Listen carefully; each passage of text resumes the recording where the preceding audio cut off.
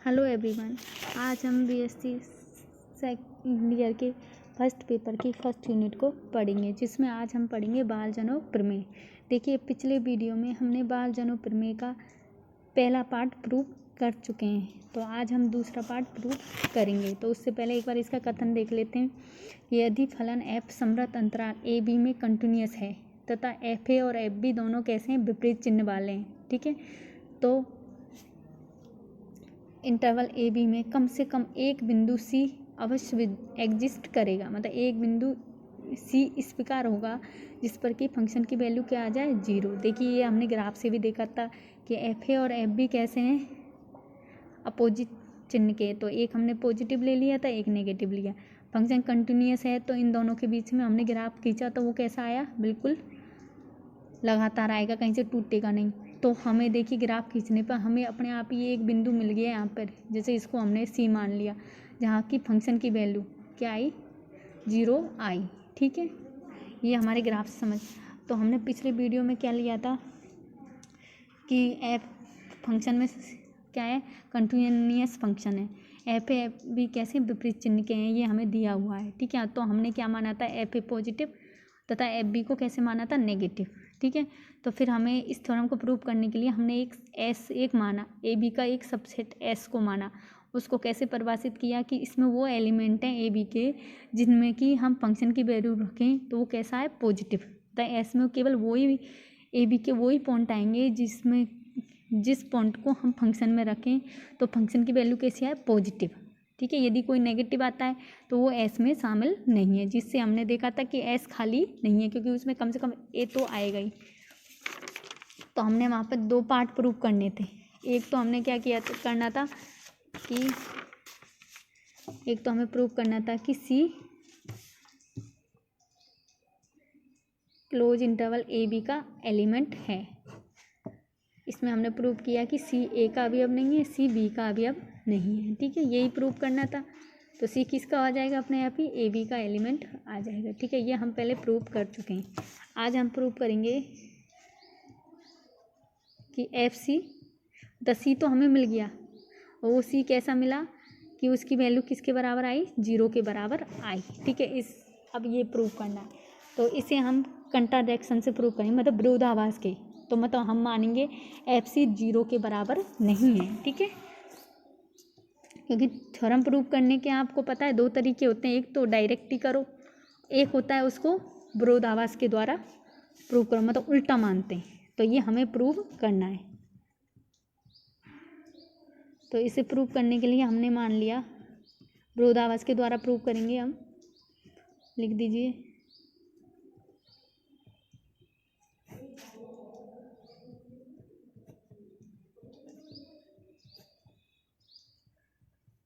क्या कहेंगे विरोधाभास से, एफ सी मतलब एफ सी को 0 के बराबर नहीं मानेंगे। तो हम क्या मानेंगे, या तो एफ सी पॉजिटिव है या एफ सी नेगेटिव है। ठीक है, तो सबसे पहले हम लेके चलेंगे एफ सी पॉजिटिव आता है क्या नहीं। ठीक है, ये हमने मान लिया। तो अब आपको पता है, यदि हम किसी कोई फंक्शन क्लोज इंटरवल में कंटिन्यूअस है तथा यदि जैसे सी है, क्लोज इंटरवल में ए कंटिन्यूअस है तथा वहाँ पर उस इंटरवल में कोई पॉइंट ऐसा मिल जाए जिसके पर कि फंक्शन की वैल्यू क्या नहीं आए, 0 के बराबर नहीं आए, तो वो स्टेटमेंट हमने पढ़ चुके हैं, उससे ही करेंगे इसको। ये स्टेटमेंट है, देखिए कि ए बी में कंटिन्यूअस है तो सी हमको इस प्रकार मिल जाए फंक्शन में से कि उसकी वैल्यू क्या नहीं आए, 0 नहीं आए। ठीक है, पॉजिटिव आए या नेगेटिव, तो हमें एक डेल इस प्रकार मिल जाएगा कि सी के नेबरहुड के प्रत्येक पॉइंट पर फंक्शन की वैल्यू तथा सी पर फंक्शन की वैल्यू दोनों का चिन्ह क्या आएगा, सेम आएगा। ठीक है, तो हमारे पास ऐसा पॉइंट है सी जिसकी वैल्यू कैसी आ रही है, पॉजिटिव आ रही है, मतलब 0 के बराबर नहीं आ रही। तो देयर एग्जिस्ट प्रमेय के द्वारा, तो यहाँ डेल 2 मान लेते हैं। ठीक है, कुछ भी मानो, सब में अलग अलग ही मानते हैं वरना कन्फ्यूज हो जाते हैं, इसलिए। तो पहले हमने डेल माना था, दूसरी बार किया तो डेल 1, अब यहाँ डेल 2। ठीक है, 0 इस प्रकार एग्जिस्ट करेगा सच दैट किस प्रकार होगा कि हम सी का नेबरहुड लें, ये सी का नेबरहुड ले लिया भाई,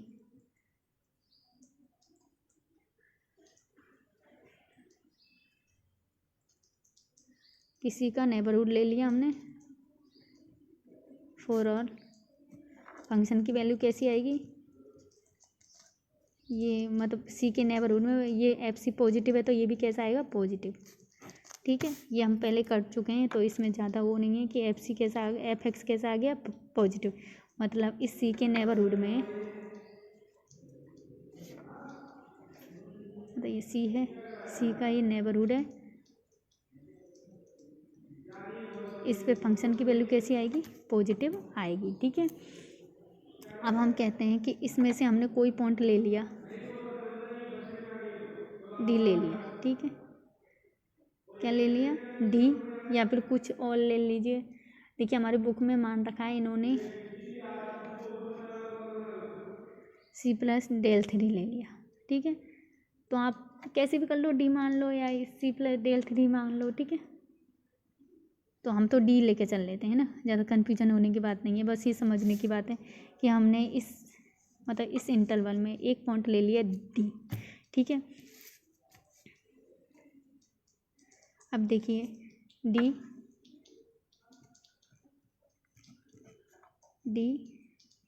इस इंटरवल में क्या है, कोई पॉइंट है।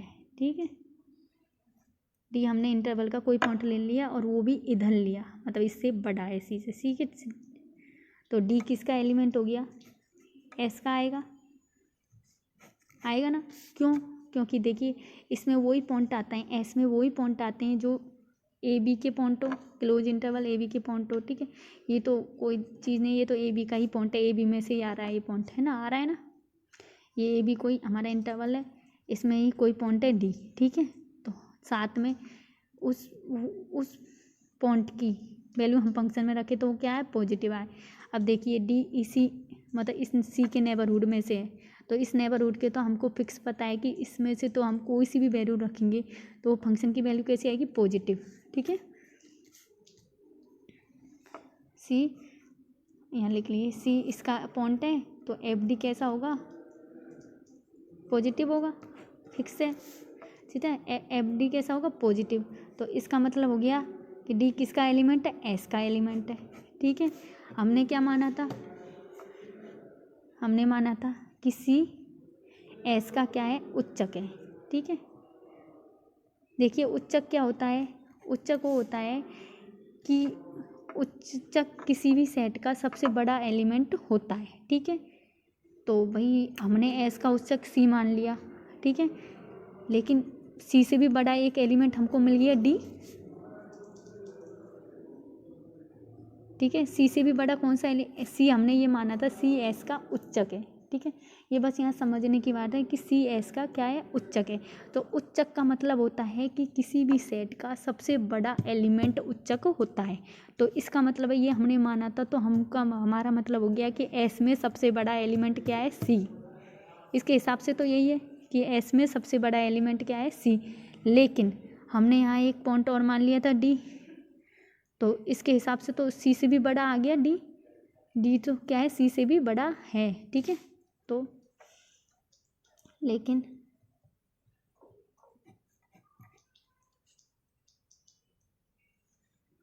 डी सेट एस के उच्चक से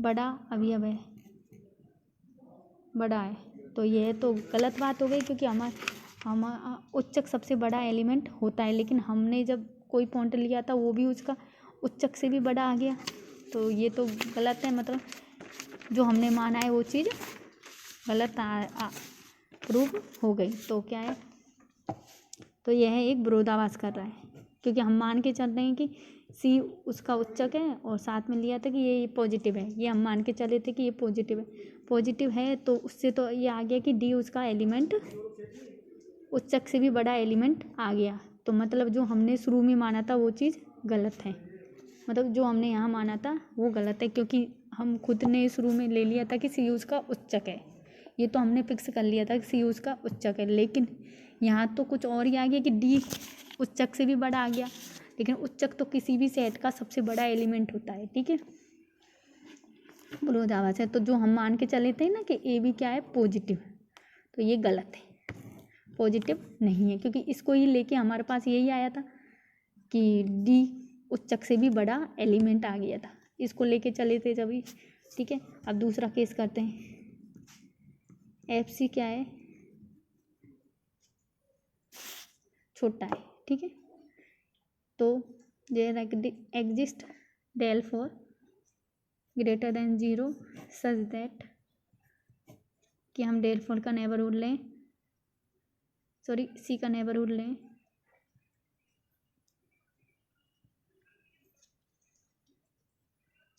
फॉर आर, तो फंक्शन की वैल्यू कैसी आएगी, पॉजिटिव आएगी, ठीक है, सॉरी नेगेटिव आएगी। ये कह रहा है कि कोई सी का हमने वो ले लिया नेबरहुड,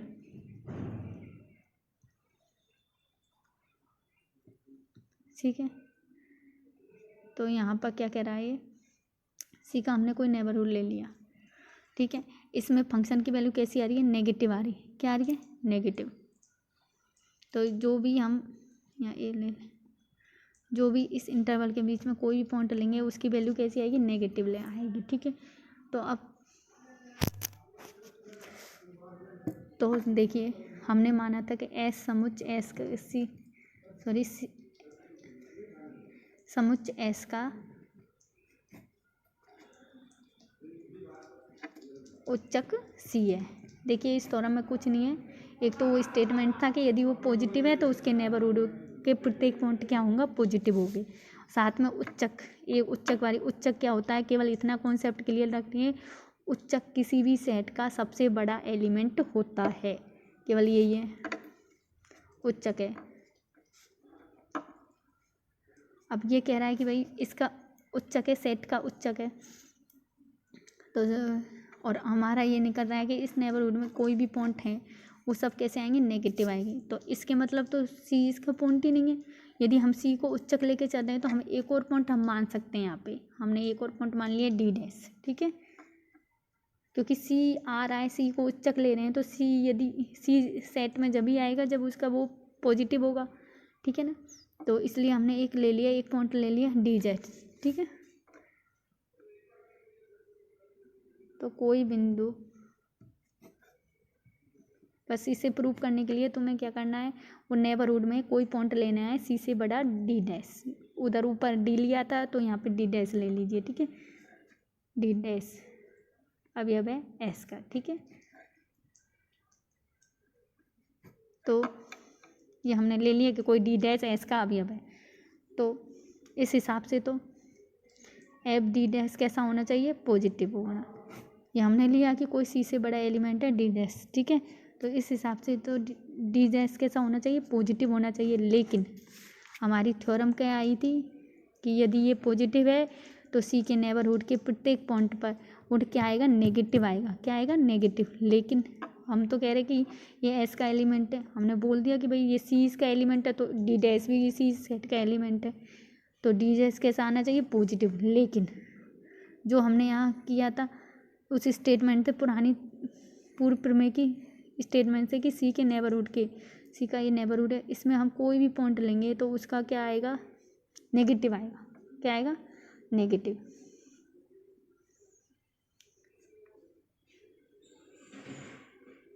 किंतु ठीक है, यहाँ थ्योरम डाल लो एक, ठीक है, एक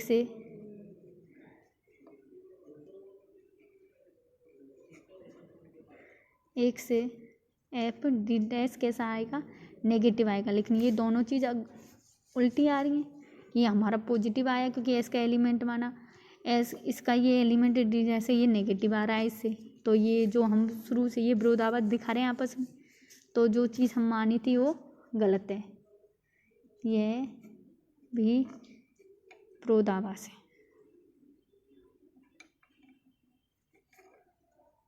अतः एफ सी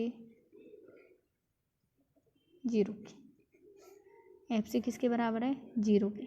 हमें यही प्रूव करना था, ठीक है। इस थ्योरम में बस इतना ही।